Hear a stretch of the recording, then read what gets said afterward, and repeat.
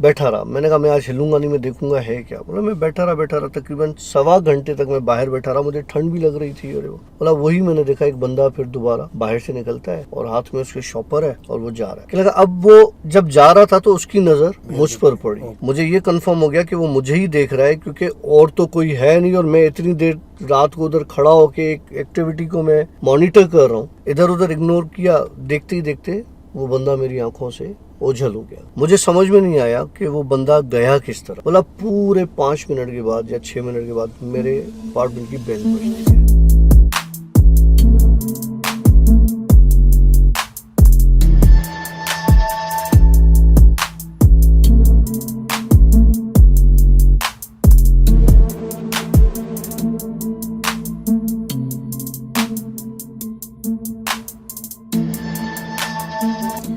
Alright friends, अस्सलामुअलैकुम, welcome to yet another the Bhoot show. The Bhoot show की एक और स्टोरी के साथ मैं हूँ आशिफ और हमारे साथ मौजूद है डॉक्टर काशिफ सर। अस्सलाम वालेकुम सर। वालेकुम सलाम। सर, कैसे हैं आप? अल्हम्दुलिल्लाह सर, सब ठीक है माशाल्लाह सर। आप तकरीबन कोई 3 हफ्ते के बाद?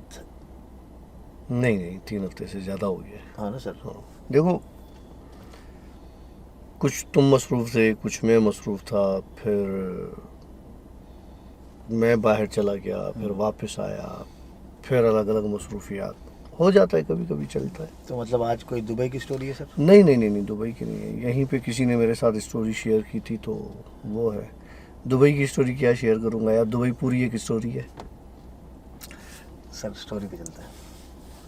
ओके अच्छा एक किस्सा किसी ने मेरे साथ शेयर किया था मुझसे इंस्टा पर, और वो बंदा जो है वो बेसिकली यूके का रहने वाला है।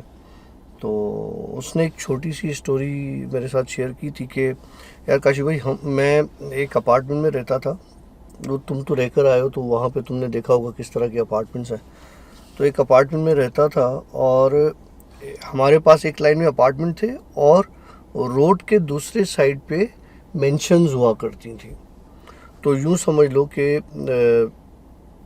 अच्छा खासा डिस्टेंस उसमें होता था। लेकिन अगर आप अपने बाहर निकल के खड़े होते थे या आप अपने बैल्कनी से खड़े होते थे तो वो सामने बिल्कुल चीज़ें नज़र आती थी कि कोई आ रहा है, कोई जा रहा है, तो हर चीज़ क्लियर नज़र आती थी। और वो थोड़ा सा घर भी ऐसे होते हैं यूके में कि उनके शीशे की बड़ी बड़ी खिड़कियाँ वहाँ पे लगी होती हैं, तो वो सब कुछ नज़र आ रहा होता। रोड से गुजरते हुए सबको नजर आता था। तो कहने लगा काशी भाई कि वहाँ पर सामने एक मेंशन हुआ करती थी जो कि अक्सर खाली हुआ करती थी। और वो हमने जितना अरसा में वहाँ पर यूके में था, फिर वो बाहर मूव कर गया कहीं और उस एरिया से, तो जितना अरसा मैं उस जगह पर था मैंने उस मेंशन में किसी को आते जाते या किसी फैमिली को रहते हुए नहीं देखा। मतलब एक रात ऐसे ही मुझे थोड़ा सा जैसे घबराहट होती है वो घबराहट हुई और मैं बाहर निकला बैल्कनी में अपने कि मैं सिगरेट वगैरह पी लेता हूँ, थोड़ा फ्रेश एयर ले लेता हूँ। तो मैं निकला तो मैंने देखा कि जी एक कुत्ता है जो रोड से चलता हुआ आ रहा है। रोड से चलता हुआ जब आता है उस मेंशन के पास पहुंचता है और उस मेंशन के अंदर चला जाता है। अब अंधेरा इतना था उस तरफ, उस मेंशन की तरफ, कि मुझे ये आइडिया नहीं हुआ कि कोई दरवाज़ा खुला हुआ है, कोई दरवाज़ा बंद है, कुत्ता अंदर कैसे गया उस मेंशन में। कहने लगा मैंने उस बात को सुना अनसुना, देखा अनदेखा कर दिया और मैंने उसको इग्नोर कर दिया। खैर मैंने कहा कुत्ता है किसी का भी। अब कह रहा है कि मुझे ये दिमाग में नहीं आया कि यार वहाँ पे इस तरह से स्ट्रे डॉग्स तो घूमते ही नहीं है, ठीक है, तो ये किस तरह से। खैर कहने लगा उस वक्त तो मेरे दिमाग में ऐसी कोई चीज़ नहीं आई। खैर मैं वापस आके लेटा तो मेरे दिमाग में ये बात आई कि यार यहाँ पे इस तरह के स्ट्रे डॉग्स तो होते नहीं है, तो ये कुत्ता किस तरफ से आया और इस मेंशन में चला गया। तो कहने लगा बड़ा मुझे ये अजीब लगा। खैर मैं सो गया। लेकिन वैसे सॉरी आपकी बात काट रहा हूँ मैं, वैसे जो डॉग्स होते हैं उनके लिए वो लोग क्या करते हैं कि दरवाजे में एक हाँ पॉसिबल है को बना हुआ हो उसमें चल, लेकिन यार जाता है, लेकिन वो कुत्ता अगर उस मेंशन में रहता हो ना, उसके मालिक उधर रहता हो, हाँ। स्ट्रे डॉग्स तो नहीं आते जाते ना इस तरह से, और स्ट्रे डॉग्स है ही नहीं वहाँ पे।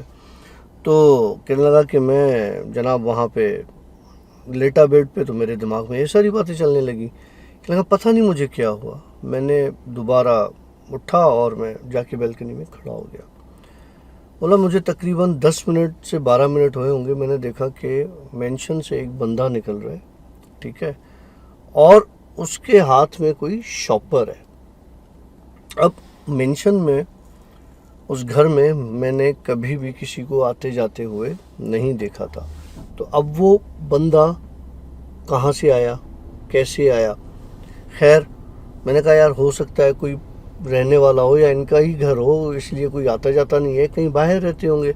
लेकिन वो बंदा पैदल निकल के वो काला शॉपर हाथ में और वो चला गया, कहाँ गया कुछ नहीं पता। बोला ये वो रात ऐसे ही हमारी, मैंने उसको सोचने में और इसमें मेरी आधी रात तो वैसे ही गुजर गई। फिर मैंने कहा यार मुझे क्या मसला है, मुझे क्या परवाह, जो है वो है, बस ठीक है सही है। बोला मैं सो गया। बोला कुछ दिन गुजरे, कुछ दिन के बाद फिर मैं बैल्कनी में सिगरेट विगरेट के लिए खड़ा हुआ तो मैंने देखा कि उसी तरह से एक कुत्ता वापस उस मेंशन में अंदर जा रहा है। बोला टाइम 2:30 बजते थे, 3 बजते थे रात के। लगा मुझे बड़ी हैरत हुई कि यार ये उस दिन भी यही कुछ हुआ और आज भी यही कुछ हो रहा है। खैर लगा ये बात हुई। उसके बाद मैं बैठा रहा, मैंने कहा मैं आज हिलूंगा नहीं, मैं देखूंगा है क्या। बोला मैं बैठा रहा तकरीबन 1.25 घंटे तक मैं बाहर बैठा रहा, मुझे ठंड भी लग रही थी। अरे वो बोला वही मैंने देखा एक बंदा फिर दोबारा बाहर से निकलता है और हाथ में उसके शॉपर है और वो जा रहा है। कि लगा अब वो जब जा रहा था तो उसकी नज़र मुझ पर पड़ी। बोला जब मुझ पर पड़ी तो मैं थोड़ा सा इग्नोर करने लग गया ना, मैंने इधर उधर देखना शुरू कर दिया कि मैं बॉदर ही नहीं कर रहा कि कोई है वो कोई। लेकिन जब मुझे ये कंफर्म हो गया कि वो मुझे ही देख रहा है क्योंकि और तो कोई है नहीं और मैं इतनी देर रात को उधर खड़ा होके एक एक्टिविटी को मैं मॉनिटर कर रहा हूँ। खैर बोला मैं अभी देखता था, इधर उधर इग्नोर किया, देखते ही देखते वो बंदा मेरी आंखों से ओझल हो गया, गायब हो गया।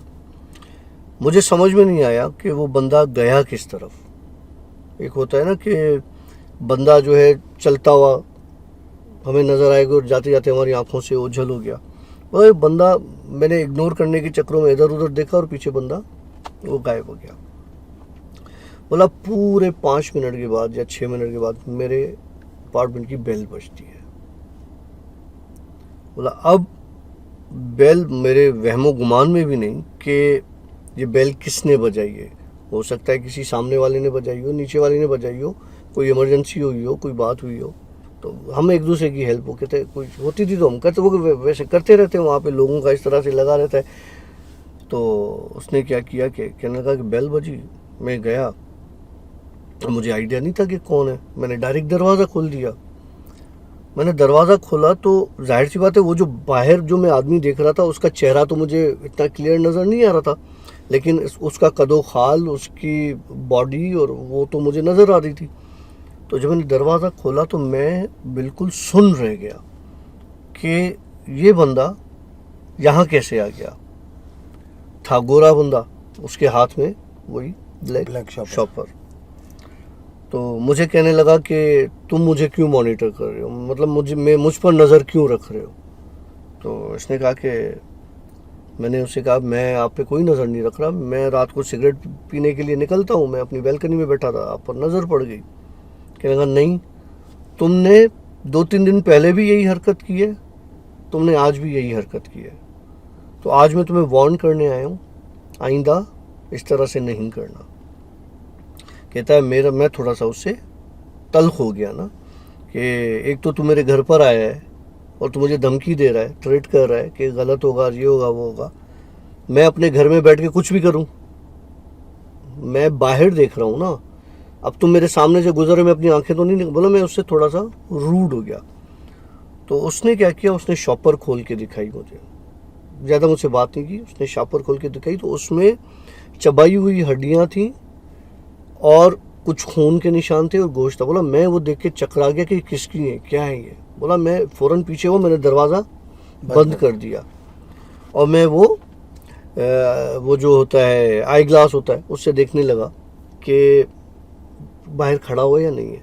बोला वो बंदा वहाँ से गायब हो चुका था, जा चुका था। बोला अब मुझे इस बात का डर हो गया कि ये मामला मुझे समझ में नहीं आ रहा, अब ये क्या है। बोला मैं इसको सुबह के वक्त देखूंगा क्या है।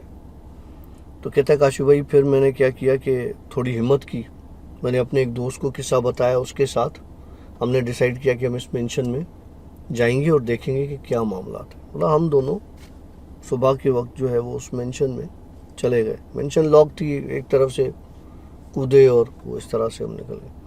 तो अंदर पूरा बयाबान था, कुछ भी नहीं था, झाड़ियाँ, कचरा, लेकिन इतनी शदीद स्मेल थी अंदर, इतनी शदीद स्मेल थी कि वहाँ पे खड़ा होना भी हमारा मुश्किल था। एक जगह ऐसी थी जहाँ पे हमने देखा कि जानवरों के वो हड्डियाँ और वो सारी चीज़ें वो पड़ी हुई है। तो मैंने दोस्त से कहा यार ये इस तरफ ये कुत्ता जो आता है रात में, वो मेरे ख्याल से ये सारी चीज़ें लेकर आता है, खाता करता है, इधर ही कचरा करता है, गंद करता है, लेकिन वो आदमी समझ में नहीं आता वो आदमी कौन है। वो बोला यार चलो इस बार जो है ना हम कहीं से छुप के उसको मॉनिटर करते हैं और या तो हम उसको देखते हैं, कुछ करते हैं। यार हमने प्रोग्राम बनाया मेंशन में ही छुप जाने का, उसी मेंशन में, या मेंशन में उसी में छुप जाते हैं। लगा काशू भाई वो हमारी ज़िंदगी की सबसे बड़ी गलती थी। वो इतनी बड़ी गलती थी कि शायद हमें वो काम नहीं करना चाहिए था। मतलब वही रात का टाइम हुआ तो हमने देखा कि कोई चीज़ अंदर मेंशन में आ रही है।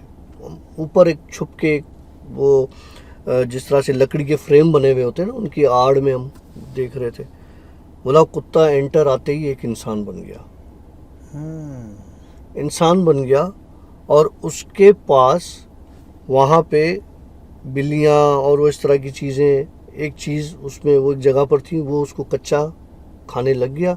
वो इंसान, कुत्ता नहीं इंसान। और फिर उनके जो बकाया जात थे, जो हड्डियाँ थी, और वो डालता है उसमें शॉपर में, और वो वहाँ से जैसे ही निकलने लगता है तो उसको पता चल जाता है कि हम लोग यहाँ पर हैं।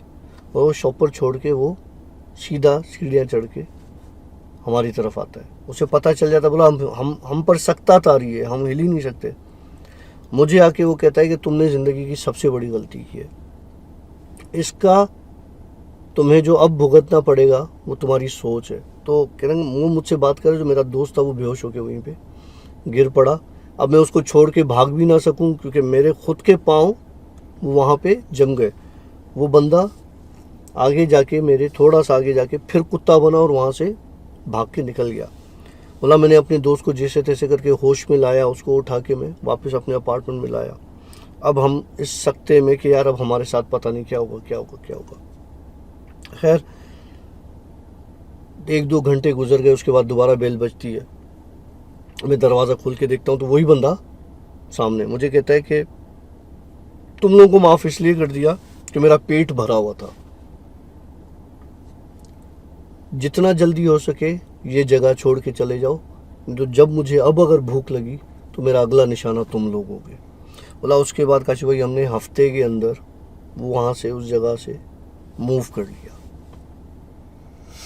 अच्छा, ये जो शुरुआत में बात हुई थी, एक तो आप वाली बात बिल्कुल सही है कि अगर आप जैसे लंदन में, ये लंदन की स्टोरी बताई आपने, यूके की स्टोरी, ठीक है। तो अब उस लंदन में ऐसे होता था कि आप भले जून जुलाई का टाइम हो, दोपहर में थोड़ी सी मतलब मौसम थोड़ा सा गर्म हो जाता था, लेकिन गर्मी वो वाली गर्मी नहीं जिस तरह हमारे पास इंडिया पाकिस्तान में होती है।